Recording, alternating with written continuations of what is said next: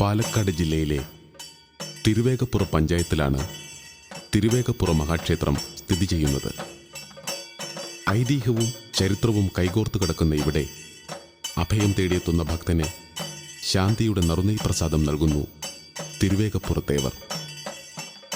ഗുരുവായൂർ കോഴിക്കോട് റൂട്ടിൽ പട്ടാമ്പിക്കും വളാഞ്ചേരിക്കുമിടയിൽ കൊപ്പം റൂട്ടിൽ 5 കിലോമീറ്റർ യാത്ര ചെയ്താൽ തിരുവേഗപ്പുറ മഹാക്ഷേത്രത്തിൽ എത്തിച്ചേരാവുന്നതാണ്.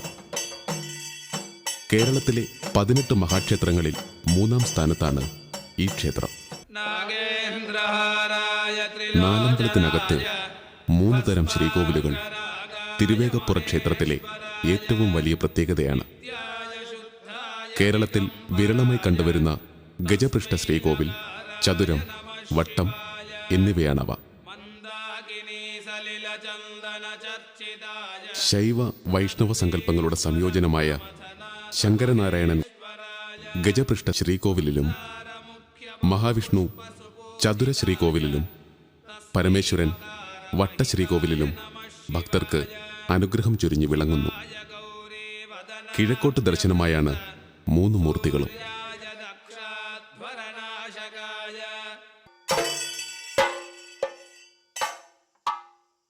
മൂന്ന് ഭാവങ്ങളോട് കൂടിയതാണ് ഇവിടുത്തെ ശിവപ്രതിഷ്ഠ.